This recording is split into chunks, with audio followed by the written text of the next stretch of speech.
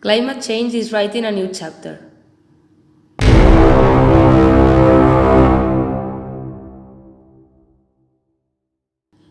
In the past few years, average temperature of waters on the Arctic region has increased 2.5 degrees and will keep on increasing if we don't do something about it. Burning coal, oil, and gas, cutting down trees, intensified farming, all of these contribute to greenhouse effect, making therefore temperature to increase and causing the melt of the Arctic. What's more, during the summer, ice-breaking ships head to the north into the Arctic Ocean, breaking through the ice at sea, leaving trails of open water. Water is not as able of reflecting back sun rays than ice does, which ends with the rapid heating of water and again melting of the ice. The melting of the ice will have disastrous consequences on humans and the environment, like extreme floodings. Nowadays, so many humans live close to the coast. More than 100 million worldwide live in megacities such as Shanghai, Bangkok, Jakarta, Tokyo, and New York. These cities have a very serious risk of overflowing. That means that they could have huge economic and humanitarian impacts. For example, homeless people in Bangladesh. Furthermore, it will cause more extreme weather, the thawing of the permafrost, which traps huge amounts of carbon that will be released, making global warming worse, biodiversity loss, recontamination of the environment, economic cost, reduction of agricultural production, scarcity of fresh water, and last but not least, the creation of new shipping routes in the Arctic Sea, which is the main issue we are going to cover in this documentary. On the north of the Arctic Circle, temperatures used to lock ships out of the area. New commercial routes are being opened, as they offer new possibilities of cheaper and faster trade.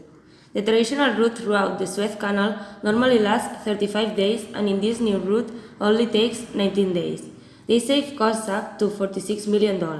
As an example, ship owners of liquefied natural gas and other goods see it as an opportunity of a new way of exchange and trade cheaper than the actual way. Cargoes have recently traversed the region for the first time, reaching fields of Siberia without ice-breaking ships. Jamal's Ventures Christophe de Margerie was the world's first icebreaker LNG tanker with a cargo to make the trip westward through the Northern Sea route in early 2018. The shipping route started on a South Korean shipyard and it went to Sabeto. There the ship vessel collected LNG cargo and delivered it to France. The main improvement was that the trip was made during the winter. That means that it could be done due to the ice melting in this area. Nowadays, the Arctic region is ruled by the United Nations Convention on the Law of the Sea, introduced in 1982 by the UN. It says that each coastal country in the Arctic has economic rights within the 200 nautical miles from the baseline. Within this area, the coastal nation has sole exploitation rights over all natural resources. In casual use, the term may include the territorial sea and even the continental shelf. The EEZs were introduced to hold the increasingly heated clashes over fishing rights, although oil was also becoming important. As the ice is melting, there are two new possible routes. The first one, which is known as the Northwest Passage, is the pathway to unite the Pacific Ocean through the Arctic Ocean along the northern coast of North America via waterways through the Canadian Arctic archipelago. The contested sovereignty claims over the waters may complicate future shipping through the region. The Canadian government maintains that the Northwestern Passage are part of the Canadian internal waters, but the United States and various European countries, such as Spain, claim that they are international strait and transit passage, allowing free and no responsibilities passage. The second one is the Northeast Passage, which is the shipping route to the Pacific Ocean along the Arctic coast of Norway and Russia.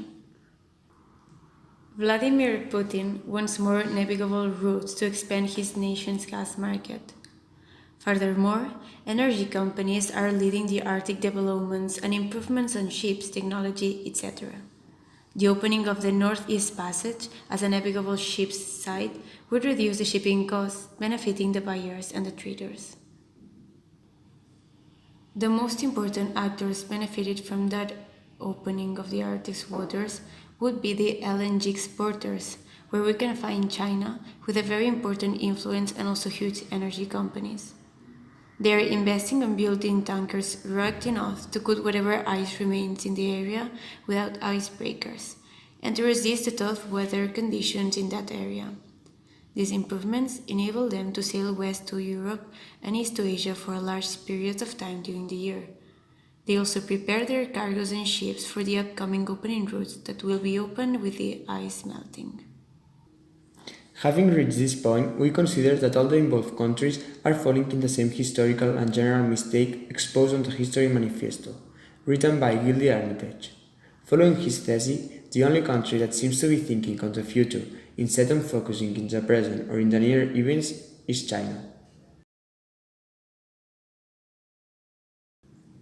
In its Arctic policy, realized in January 2018, China calls the Trans-Arctic Passage the Central Passage.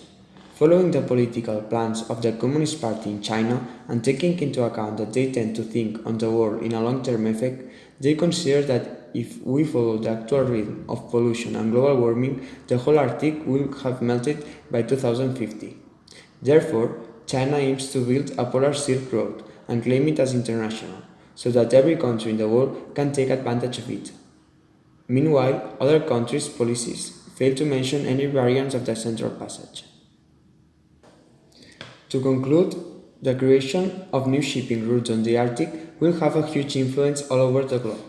If we take into account Wallerstein's world system theory model, we can see how, even though at first view it may seem it will only affect the core countries such as China or the United States, it will also have serious consequences on the periphery ones. The first power countries, that are the ones with the capital and interest necessary to invest in this new chapter of the world global trade, are the ones that will receive the direct incomes of creating and exploiting the Arctic. Meanwhile, the periphery countries are the ones that will provide the material for the constructions or the hand labor, but, paradoxically, at the same time, will be the ones suffering in a direct way the effects of the climate change.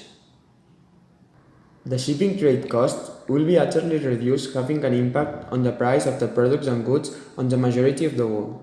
That's why trade companies see it as a very important opportunity to increase their benefits.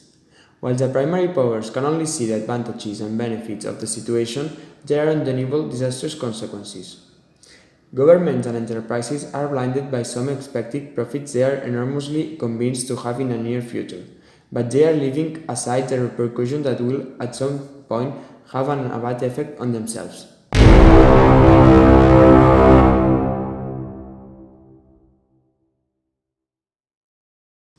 Is that the new chapter we want to write in human history, or are we just destructing our own planet?